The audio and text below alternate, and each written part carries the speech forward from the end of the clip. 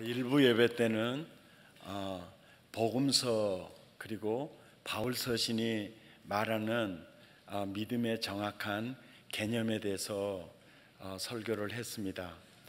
혹시 이제 홈피라든지 다른 것을 통해서도 1부, 2부, 3부까지 설교를 들으면 그 믿음의 개념을 정리하는데 아주 중요할 겁니다. 오늘 2부 때는 야고보 서신이 말하는 믿음의 개념과 히브리 서신이 말하는 믿음의 개념에 대해서 말씀을 드리고, 3부 예배 때는 예수님 공생의 시절에 예수님에게 구원 상담을 요청했던 세 부류의 사람들에 대한 그 믿음 처방에 대해서 말씀을 나누려고 합니다.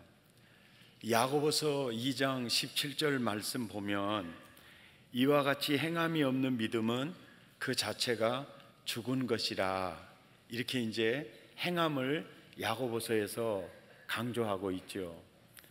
그런데 많은 분들이 로마서부터 시작하는 반복되는 바울 서신에 반복해서 말씀하신 내용은 너희가 그 은혜를 인하여 믿음으로 말미암아 구원을 얻었나니 이것이 너희에게서 난 것이 아니요 하나님의 선물이라. 행위로 말미암지 않았나니 누구도 자랑치 못하게 하려 함이니라. 율법의 행위로 의롭다함을 얻을 육체가 없나니 오직 예수를 믿음으로다. 그래서 바울 서신을 읽어보면, 한글 성경을 읽어보면 믿음이 제일이고 행위는 아무 의미가 없는 것처럼 계속 반복해서 이 메시지가 임하다가 야고보 서신에 딱 들어왔는데 이제는 믿음은 아무것도 아니고 행위다 이렇게 하니까 성경을 읽는 많은 독자들은 어느 장단에 춤을 춰야 될 것인가에 대해서 많이 갈등하다가 그냥 잊어버리고 살다가 또 성경 읽으면 또 그것이 고민이 되는 이런 문제가 있거든요. 바울 서신에서 은혜를 인하여 믿음으로 말미암아 행위로 말미암지 않았다, 하나님의 선물이다, 이 얘기를 계속 반복해서 하는 것은 믿음 얘기가 아니고 복음 얘기를 하고 있는 겁니다. 왜 그런 거 아니? 초대교회 때 다른 복음이 너무 많이 파도처럼 밀려 들어왔습니다, 교회로. 그래서 다른 복음은 없다, 다른 복음을 전하는 자는 저주를 받을지어다, 너희가 어떻게 그렇게 쉽게 다른 복음에 넘어갈 수가 있느냐. 그래서 바울 서신의 핵심 주제는 믿음 얘기가 아니고 복음 얘기를 하는 겁니다. 한번 따라서 합시다. 오직 은혜, 오직 예수, 오직 믿음. 이 세 가지 렌즈에서 하나만 빗나가도 다른 복음입니다. 비복음이 돼버려요. 그리고 대표적인 다른 복음은요, 한번 따라서 합시다. 율법주의, 기복주의, 종교다원주의. 근데 우리가 기복주의라고 할 때 기복주의가 뭐냐라고 한마디로 소개하면 이렇습니다. 복이 목적이고 그 복을 성취하는데 하나님이 수단화, 헬퍼가 되면 100% 기복주의입니다. 그러니까 기복주의는 복을 주십시오, 제게 물질을 주십시오, 이러는 기도 자체가 기복주의냐 아니냐를 결정하는 게 아닙니다.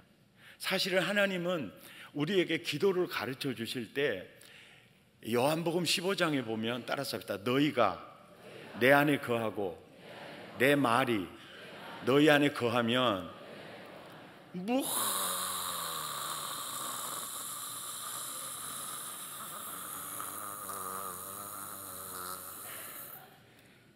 너 거기서 죽어보려고 지금 앉아 계시는 거예요? 그러니까 기도할 수 있는 자격자는 예수와 하나 된 자예요. 기도할 수 있는 가지수는요, 무엇이든지 가이드라인을 치지 않았어요. 그리고 또 하나, 얼만큼 구할 것인가에 대해서도 풀이해요. 원하는 대로 구하라. 그래서 이거 기도하면 기복주의고 이거 기도하면 잘못이고 이게 없어요. 하나님은 우리에게 기도를 가르치실 때 뭘 구하든 얼마만큼 구하든 구하는 자의 자유의 의지에 완전히 맡겨요. 그런데 문제는 내 아들 링컨처럼 정치 선교사가 되게 해주세요. 내 아들 1,000만, 2,000만 관객을 동원할 수 있는 미디어 선교사로 만들어주세요. 하나님, 요즘 일자리가 없는데 1,000을 먹여 살리고 10,000을 먹여 살리는 경제계 선교사가 되게 해주세요. 하나님, 노예 해방 법안을 통과시켰던 영국의 일보포스 같은 입법 선교사로 세워주세요. 그러면 목적이 하나님의 영광이고 사회적인 정의고 그리고 많은 사람을 복되게 하는 목적을 위해서 하나님의 뜻을 이루기 위해서 기도하는 그 어떤 것도 기복주의가 아니에요. 그러니까 복을 구한다 그래서 기복주의냐 아니냐를 결정하는 게 아니고 복이 목적이 되고 하나님이 헬퍼가 되고 수단화되면 100% 기복주의예요. 지금 한국 교회는 굉장히 다른 복음에 많이 빠져 있어요. 대표적으로 율법주의와 기복주의에 물들어 있어요. 그러니까 바른 복음에 세워져 있지 않으니까 딱 공통점이 뭐냐면 행복하지가 않아요. 그리고 믿음의 역사가 나타나지가 않아요. 내 안에 나를 성전 삼고 계시는 예수님이 나를 통해서 이루시는 일들이 없어요. 그러니까 오늘 일부 예배 때 들어보신 분은 아시겠지만은 주여 주여 하는 자마다 다 천국에 들어갈 것이 아니다. 다만 내 아버지 뜻대로 행하는 자라야 들어간다. 마지막에 와 그날에 많은 사람이 나더러 이르되 주여 주여 내가 주의 이름으로 선지자 노릇하고 귀신을 쫓아냈고 많은 권능을 행치 않았습니까? 그때 내가 밝히 말하되 나는 너를 도무지 알지 못한다. 이 불법을 행하는 자들아 내게서 떠나가라 하리니 그러므로 믿음의 집 반석 위에 제대로 지어야 한다. 이거 일부 예배 때 설교했어요. 2부 예배 때는 그 복음서와 바울서신에서 믿음의 얘기를 이렇게 했는데 바른 복음을 설명하기 위해서 오직 은혜, 오직 예수, 오직 믿음, 오직 은혜, 오직 예수, 오직 믿음 이렇게 바울서신에서 많은 반복된 말씀을 전하다 보니까 오직 믿음으로 구원을 얻는 데 있어서 믿음의 개념이 흐트러질 수가 있기 때문에 성령님은 야고보서신에서 믿음의 골격을 다시 한번 짱짱하게 붙잡아주고 있어요. 그러니까 바울서신은 복음 얘기, 야고보서신은 흐트러지는 믿음의 개념을 복음서에서 예수님이 말씀하신 그 내용을 다시 한번 반듯하게 잡아주는 역할을 하는데요. 조금 야고보서신은 구체적입니다. 성경을 해석할 때요, 하나님의 뜻을 인간이 사용하는 언어에 담아서 전달하는 과정에 언어의 한계가 있어요. 언어의 한계가 있습니다. 그래서 믿음이라는 단어, 행위라는 단어를 쓸 때 하나님의 뜻을 그 단어밖에 없기 때문에 그 단어에 실어서 전달하는데 한계가 있기 때문에 원문이 어떻게 돼 있는가, 원문도 차이가 없을 경우에는 저자가 문장 안에서 어떤 개념으로 믿음이라는 단어를 쓰고 있고 행위라는 단어를 쓰고 있는가를 문장 안에서 찾아야 되는데 오늘 야고보서 2장에서 핵심 성경 해석의 열쇠가 되는 구절은 2장 19절입니다. 2장 19절. 2장 19절에 보면 야고보 저자는 믿음이라는 개념을 어떻게 사용하고 있느냐면 내가 하나님은 한 분이신 줄 믿느냐라는 단어를 개념으로 어떤 개념으로 쓰고 있느냐 하면은 네가 하나님은 한 분이신 줄 지적으로 아느냐, 정적으로 느끼고 확신하느냐, 그 개념을 표현할 때 믿느냐, 믿음으로 표현을 하고 있어요.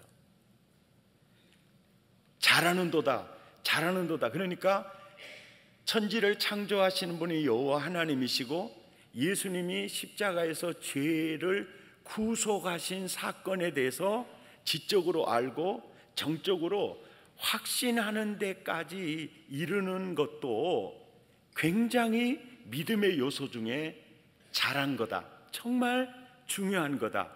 그런데 그 정도 수준의 믿음은 너를 구원한 믿음이 될 수 없다. 왜냐하면 귀신들도 믿고 떠느니라. 그 정도 수준은 귀신들도 가지고 있다.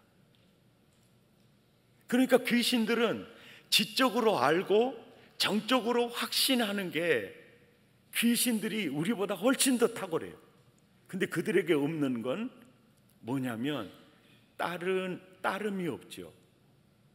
그리고 예수와 하나 되는 연합이 없죠.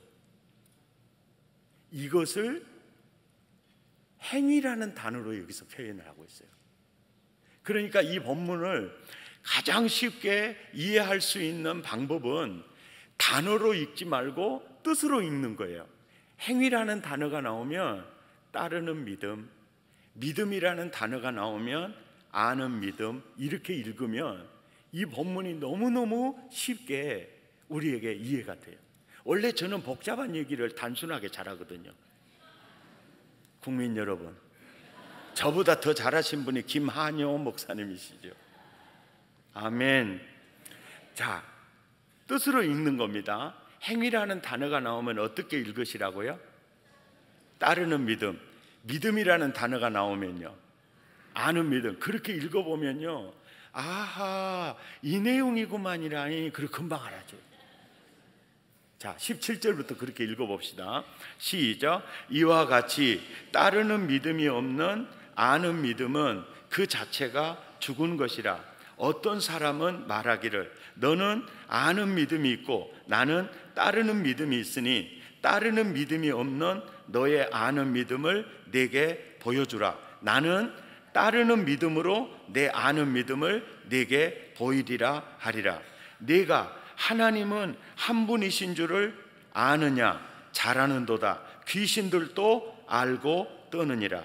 아, 허탄한 사람아, 따르는 믿음이 없는 아는 믿음이 헛것인 줄을 알고자 하느냐? 여보십시오.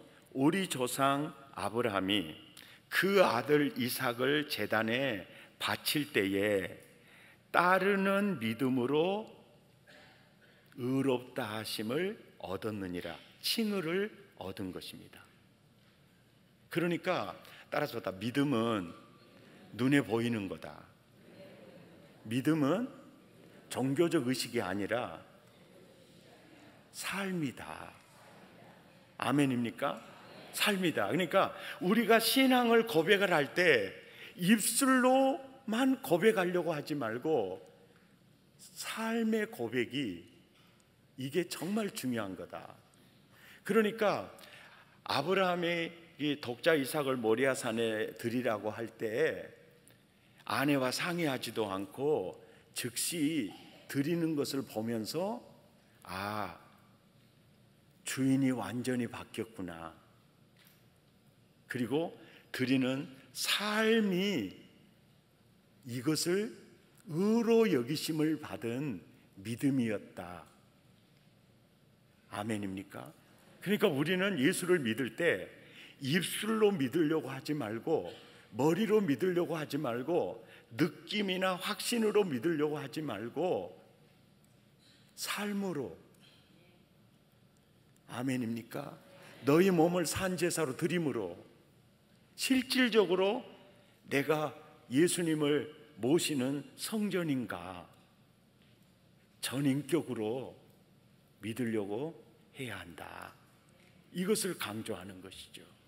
이것이 불법 믿음이 아닌 예수님이 요구하는 이게 믿음이었다는 거죠. 아멘.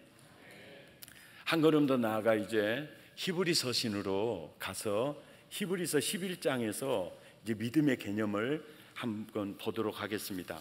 히브리서 11장. 예수님 복음서에서 그랬죠. 누구든지 나를 따라오려거든 자기를 부인하고 자기 십자가를 지고 나를 따를 것이니라 그랬죠. 주여 주여 하는 자마다 다 천국에 들어갈 것이 아니고 다만 그 아버지 뜻대로 행하는 자라야 들어간다고 했잖아요. 그래서 믿음은 전존재적, 전인격적 행위가 포함된 그 믿음이라야 된다 그랬잖아요.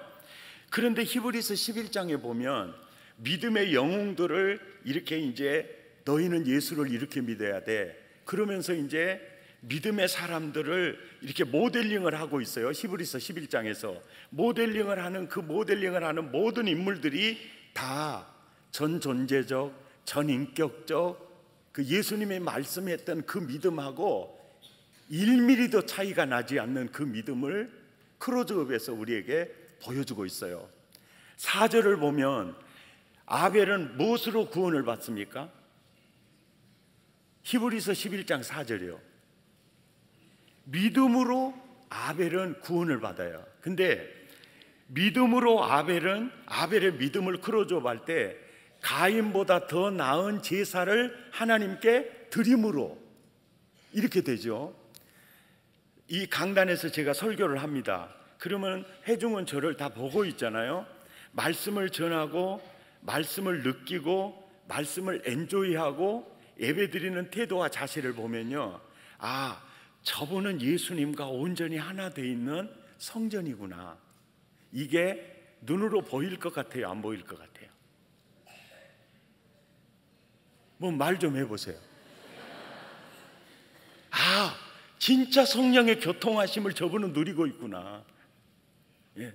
사실은요, 예수님을 만났다, 성령을 체험했다, 온전히 하나님과 하나 됐다, 정확하게 드러나는 게요, 예배의 태도와 자세예요. 예배가 회복이 돼요. 할렐루야. 이 놀라운 은혜예요. 그러니까 예배드리는 태도와 자세를 보면, 아, 주님이 저분 안에 계시는구나. 저분은 정말 거듭난 믿음의 사람이구나. 이게 보여요.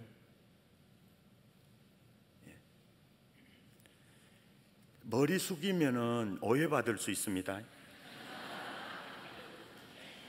그 다음에 이제 5절 보세요. 5절을 보면 믿음으로 누가 나오죠? 에녹이 나오죠. 에녹은 죽음을 보지 않고 옮겨졌으니 하나님이 그를 옮기심으로 다시 보이지 아니하였더라. 옮겨지기 전에 하나님을 기쁘시게 하는 자라는 증거를 얻었다 그랬죠. 이 증거가 에녹은 하나님과 동행하더니, 그러니까 바울이 그리스도 안에서 그리스도와 함께 그리스도를 따라 사는 그 자체가 바울이 서신이 말하는 믿음의 개념이었죠. 그러니까 에녹도 하나님 안에서 하나님과 함께 하나님을 따라 함께 사는 이것이 바로 증거예요. 증거. 그러면서 6절에 가서 이런 얘기를 해요. 믿음이 없이는 하나님을 기쁘시게 할 수 없다, 이 얘기잖아요. 그러니까 하나님이 가장 기뻐하는 것은 뭐냐면요, 탕자가 아버지 품속에 있을 때 제일 기뻐하세요. 예. 그러니까 예수님 입장에서 예수 안에 예수님과 함께 살아가는 거, 이걸 제일 기뻐하세요. 그러니까 하나님은 자기를 찾는 자들에게 상 주시는 거, 이거는 히브리서 11장에 바라는 실상의 개념 때문에 말씀하신 거고, 야야 에녹처럼 믿음이란 내가 그리스도와 함께 십자가에 못 박혔나니 그런즉 이제 내가 산 것이 아니요 내 안에 그리스도께서 사신 것이라. 내가 너에게로 들어가 너로 더불어 먹고 너는 나로 더불어 먹으리라. 이것이 믿음이고 하나님은 이걸 제일 좋아하세요.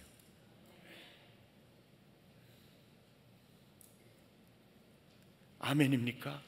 이걸 제일 좋아하세요. 그냥 내 안에 거하는 게 나는 제일 기쁘다, 제일 기쁘다. 그래서 믿음이 없이는 하나님을 기쁘시게 못한다는 이 말이, 에녹이 진짜 하나님과 동행하더니 이게 진짜 믿음이다, 이게 진짜 믿음이다. 이 믿음이 하나님을 제일 기쁘시게 하는 거다. 믿으시기를 바랍니다. 아멘. 그 다음에 7절에 보면 믿음의 사람 노아를 크루즈오버를 할 때, 노아의 믿음을 크루즈오버를 할 때 보세요. 정확하게 마태복음 16장 24절이고요. 그 다음에 갈라디아서 2장 20절에 그 삶의 그 모습 그대로예요. 믿음으로 노아는 아직 보이지 않는 일에 경고하심을 받아 경외함으로 방주를 준비하여. 아멘입니까? 따라서 삶이, 전인격이 믿음이구나. 행위가 포함된 이거 온전한 이 믿음을 얘기하고 있죠. 그 다음에 8절에 보면 아브라함의 믿음을 크로즈오버를 할 때 한마디로 순종이 믿음이라는 거예요. 아멘입니까? 믿음으로 아브라함은 부르심을 받았을 때 순종이 믿음이다. 그러니까 누구든지 나를 따라오려거든, 나를 믿으려거든 자기를 부인하고 자기 십자가를 지고 나를 따를 것이니라. 따르는 것이 믿음이라는 거예요. 그러니까 우리는 삶으로 믿으려고 하고 몸으로 믿으려고 하고, 아멘입니까? 머리와 가슴이 아니에요. 내 전 존재로. 그러니까 신앙 고백도 입술의 고백이 삶으로 고백이 돼야 돼요. 그러면 우리는 그 생각을 해요. 로마서 마음으로 믿어 의에 이르고 입으로 시인하여 구원에 이른다. 이 말은 무슨 말이냐고 제게 반문하신다면, 당시 로마 서신이 로마 교회에 전달될 때 로마의 그 배경이 어떤 배경이냐면은 가이사가 키리오스입니다. 가이사가 나의 주인입니다. 그래서 로마 시민은 모두가 가이사가 키리오스입니다. 그러는데 예수님을 만난 사람들은 예수가 키리오스입니다. 이런 사람들이 막 늘어가는 거예요. 여기에 대해서 로마 황제가 못 견디는 거예요. 그래서 그들을 10대 황제가 박해를 하는 거예요. 예수가 주인이다 라고 시인하는 이들마다 심할 때는 바로 콜로세움에 가서 짐승의 밥이 됐어요. 그리고 그렇게 박해를 해도 예수가 주인이라고 시인하는 사람이 늘어나니까 로마 황제가요, 로마에서 유대인들을 추방령을 내려요. 그때 고린도에 추방됐던 사람이 바울이고 브리스길라와 아굴라 부부고, 그때 추방 때문에 가장 성업이 됐던 사업이요, 천막 만드는 사업이었어요. 그런 배경 속에서, 그러니까 예수가 나의 주인입니다 시인, 그때 당시의 시인은요 자기 몸을 제물로 내어줘야 가능했던 일이에요. 그러니까 황제의 박해가 아무리 심해도 시인하면 낙원으로 이민 갈 겁니다, 그 얘기예요.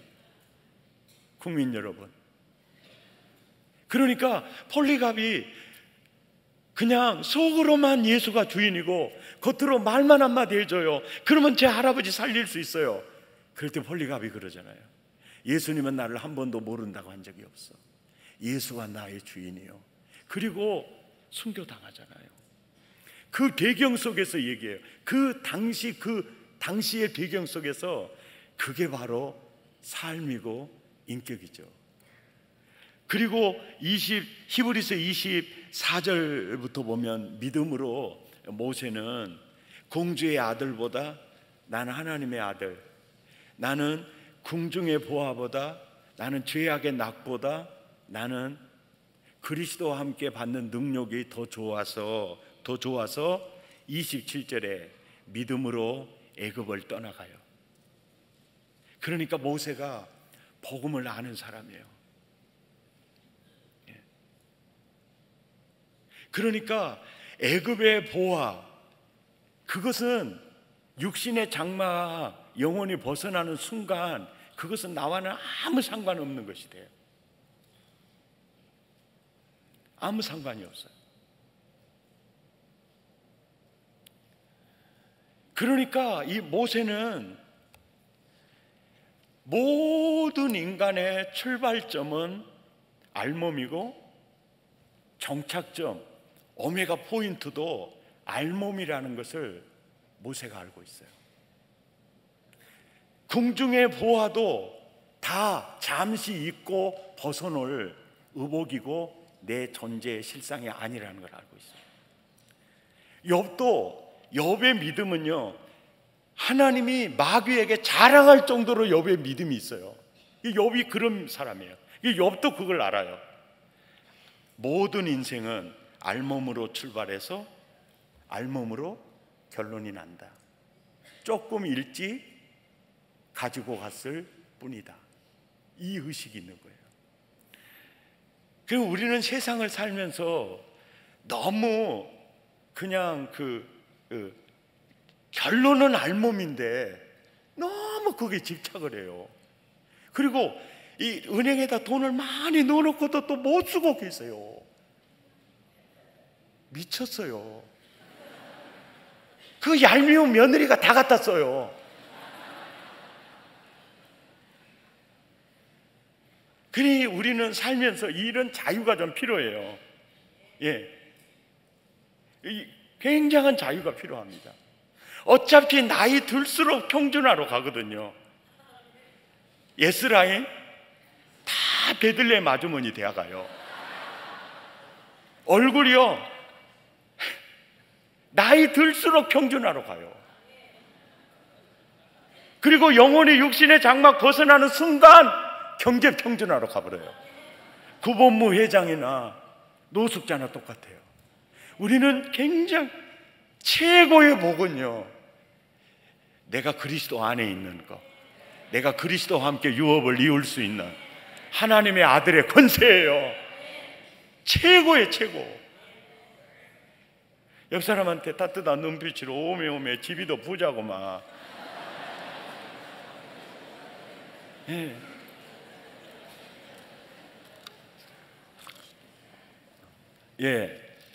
요즘 한국 교회 안에요, 너무 비복음에 빠져 있어요. 너무 비복음에 빠져 있고 사람들이 자유가 없어요. 그리고 평안이 없어요. 그 이유가 뭐냐면은 너무 다른 사람하고 비교를 해요. 도토리 키젠이라고 너무 이제 그렇게 해요. 그래서 나는 안수 집사고, 나는 장로고, 나는 권사고, 나는 한 40-50년 동안 예수 믿고, 난 정말 죽도록 충성했는데 왜 하나님이 나에게 부자 안 만들어주고 우리 새끼들은 저렇게 거시기하고 자빠져 있는가 모르겠다. 여기 굉장히 고통스러워요.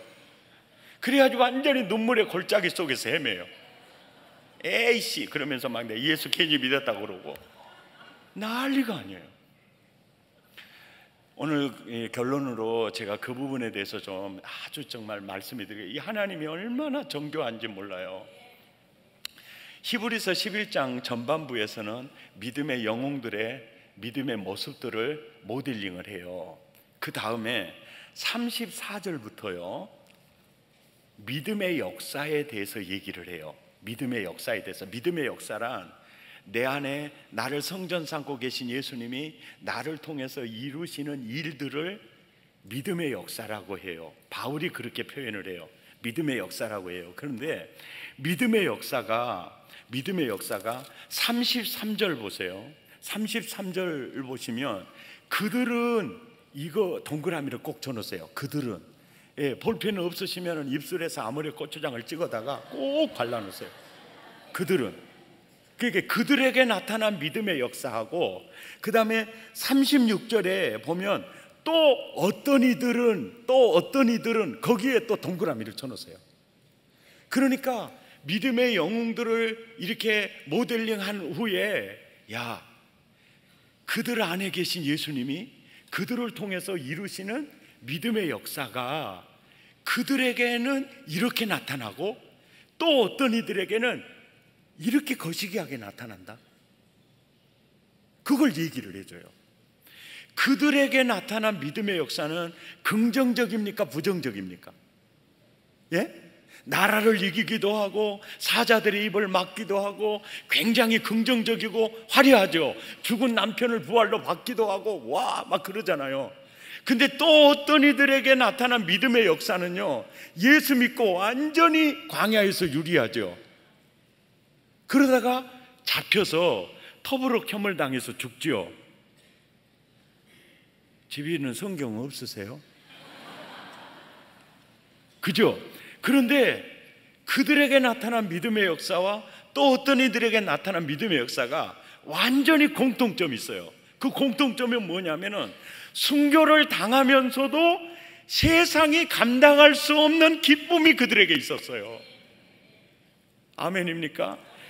그 어떤 것도 그들을 억압할 수 없는 자유가 있었고, 순교도 거뜬히 이길 수 있는 기쁨이 있었어요. 아멘입니까? 이게 있었어요. 그러니까 믿음의 역사의 색깔이 굉장히 부정적이고, 저 사람은 예수 믿고 망해버렸다니까 그렇게 느껴지더라도 누구도 알 사람이 없는 기쁨이 있어요. 예수가 있는 사람이 그래요. 아멘입니까? 이 놀라운 기쁨이 있어요. 그러니까 우리가 예수 믿고 이 교회 안에서 살면서 목사님들도 그래요. 목사님들도 괜히 큰 교회 앞을 지나가면 괜히 도박을 막 발로 찬대요. 에이씨 그러면서 찬대요. 이제 그런 목사들은 큰 교회 되기 어려워요.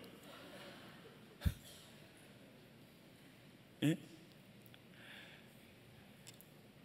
그런데 요즘 가만히 봐보세요. 다는 그런 게 아니지만 정말 아버지가 화려하게 목회를 하셨어요. 근데 그 아들 대에 가서는요, 아버지의 명예를 계속 깎는 자녀들도 있잖아요. 예, 더 이상은 상상하지 마세요. 그런데 아버지가 정말 개척교회를 하셨어요. 개척교회를 하시다가 아들이 봐도 그 아버지처럼 존경스러운 아버지가 없어요. 예. 그런데 그 아버지는 고생만 하다가 돌아가셨어요. 예. 대구 동신교회 권성수 목사님 아버지 얘기를 할 때 꼭 그런 얘기를 하거든요. 내가 가장 존경하는 목사는 우리 아버지였는데 우리 아버지는 고생만 하다가 가셨다. 그리고 거창의 진천교회 개척했던 이 목사님은 너무 개척해서 힘드니까 40일 금식 기도를 한 번 하고 두 번 하고 세 번 하고 네 번째에 17일째 낙원으로 이민 가셔버렸어요. 그럴 때 그 아들이 사모님을 모시고 이삿짐 싸가지고 나올 때 어떤 고백을 했을까요? 나는 절대 목사는 안 될 거야. 우리 하나님은 우리 아버지를 노예로 삼았어. 근데 그게 또 자기 마음대로 됩니까? 신하고 자빠져 들어가나요? 그 목사님이 분당 우리 교회 이찬수 목사님이에요. 한나를 통해서 사무엘이, 요게벳을 통해서 모세가 세워지듯이요, 그 아버지 이 목사님은 믿음의 역사가 뿌리 역사였어요. 그리고 그 아들은 줄기 역사인 거예요. 하나님 그냥 고생 안 시켜요. 우리 어머니 42에 혼자 됐어요. 나 6살에 아버지 돌아가셨어요. 배다른 삼형제가 사흘 걸어서 쳐들어와서 우리 엄마 쫓아내려고 두드러 팼어요. 그것 때문에 우리는 예수님을 만났어요. 교회 나가면서부터 엄마는 새벽기도 8km를 걸어서 비가 오나 눈이 오나 그렇게 사셨어요. 근데 우리 어머니의 시가 뭐냐면요, 다른 사람은 산을 오르면 내리막길이 있다는데 나는 아니야, 나는 아니야. 산을 오르면 오를수록 더 높은 산이 내 앞에 가로놓일 뿐이야. 우리 어머니가 시인은 아니거든요, 농사꾼이에요. 그런데 우리 엄마가 자꾸 그런 얘기를 해요. 내가 봐도 우리 엄마는 기도발이 없었어요. 진짜였어요. 그런데요, 우리 엄마는 우리 엄마 안에 계신 예수님의 믿음의 역사는 뿌리 역사였어요. 한 송이 국화꽃을 피우기 위해서. 그러니까 옆 사람한테 한번 물어봐요. 집이가 거시기하고 얘들이 때깔나는 게 좋겠어요? 얘들이 집이는 때깔나고 얘들이 거시기 하면 썩겠어요? 물어보세요. 그러니까 그리스도 안에 사는 사람들은요, 모든 게 은혜예요. 아멘입니까? 모든 게 은혜예요. 예. 그런 그 믿음의 역사가 다 다르다는 거예요. 예. 오히려 더 귀한 은혜를 내가 안고 사는 거예요. 아멘입니까? 이제 설교 가이드라인이 넘어가서요, 제가 마무리하겠습니다. 요한복음은요, 주인공은 예수님이지만 하나님은 요한복음을 통해서 베드로라는 사람을 어떻게 세워갔는가를 모델링하고 있어요. 그런데 예수님이 포기하지 않고 베드로를 예수님 다음에 바톤을 이어갈 수 있는 지도자로 세워놓고 가거든요. 너 나 사랑하냐? 그러니까 나 주님 사랑하는 줄 주님 아십니다. 내 양을 먹이라 그래요. 그럴 때 예수님이 그래요. 야, 너는 젊은 날에는 네 마음대로 싸대고 돌아다녔는데야, 너도 나처럼 이제 십자가에 지고 죽을 것인데, 그 얘기를 하는 이유가 있어요. 이래도 너 내 양 먹일래? 그러는 거예요. 그때까지 베드로가 완전히 성공합니다. 예, 그러겠습니다. 거기까지는 베드로가 정말 잘 나가요. 근데 되게 베드로의 머릿속에 궁금한 게 있는 거예요. 예수님, 나는 십자가에 못 박혀 순교당할 텐데요, 저기 자빠져 있는 저 요한은 어떻게 될까요? 라고 물어요. 설교를 들으면 생각 좀 하면서 들어봐요. 예수님의 12제자 가운데 자연사하고 장수한 사람이 유일하게 요한이야. 그러면 예수님이 굉장히 지혜로우시더라고요.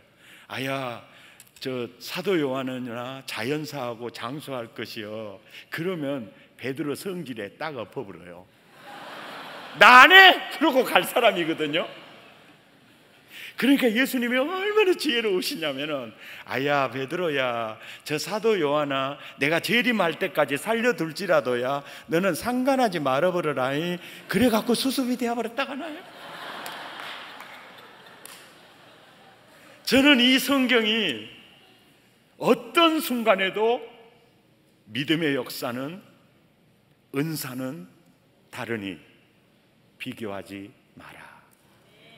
아멘. 이게 저는 요한복음의 막을 내리면서 가장 중요한 메시지라고 생각해요.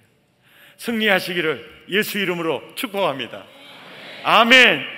우리 찬양하십시다. 이것을 너희에게 이름은 너희로 내 안에서.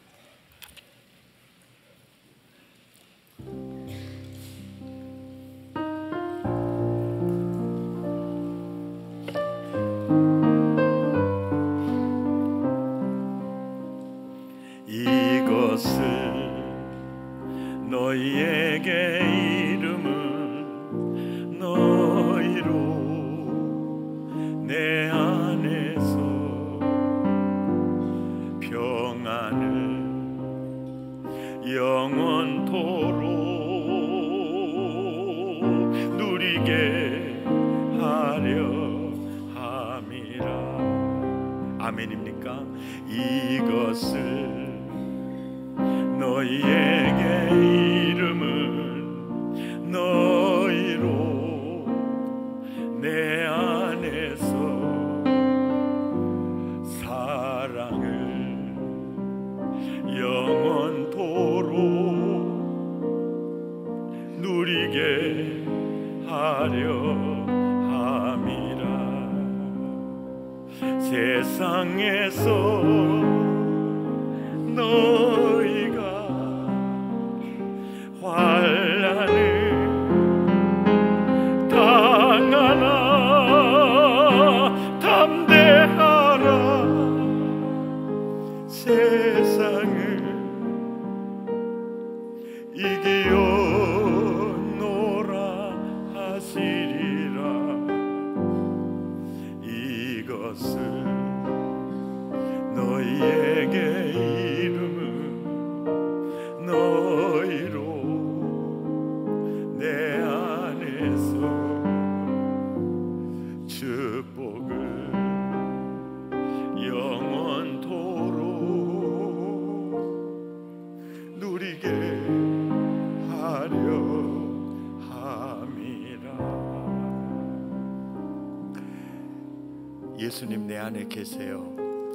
내 안에 계신 예수님을 저 언제나 느끼고 있어요.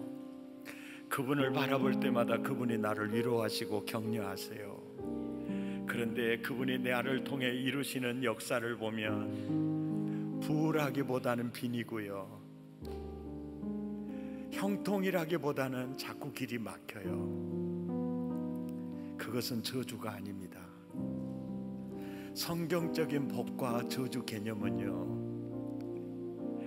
부으니까 복이고 빈이니까 저주가 아니에요. 성경적인 복의 개념은요, 하나님과 함께 살게 하고 하나님께 가까이 가도록 이끄시는 그 모든 것은 복입니다. 그러나 우리가 보기에 좋아 보여도 하나님으로부터 멀어지게 하는 그 모든 것은 그건 복이 아니에요. 김정은이 같이 그는 선거도 하지 않고 왕이 돼버리잖아요. 그러니까 자기가 하나님 자리에 앉아버리잖아요. 최고의 복은 구원의 복입니다. 하나님의 아들이 되는 복이에요. 내가 그리스도 안에 있다는 이것보다 더 큰 가치는 없어요. 아멘입니까? 아멘입니까? 은사가 다를 뿐이에요. 믿음의 역사가 다를 뿐이에요. 예수님 때문에 이런 게 많다면 하늘의 상급과 면류관의 주인공이 되겠지요. 아멘입니까? 하나님이 내게 주시는 게 많다면 그걸 이용해서 영혼 살리고 영혼 복되게 하면 되겠지요. 주님, 진짜 복음 안에서 자유하기를 원합니다. 평안하기를 원합니다. 하나님의 나라를 누리며 보여주며 나누며 살기를 원합니다. 이부 예배 참여하는 모든 영혼마다 그 은혜 베풀어 주옵소서. 진짜 믿음의 영웅들처럼 내 믿음이 그 믿음 되게 하여 주옵소서. 예수 이름으로 간절히 기도드리옵나이다. 아멘.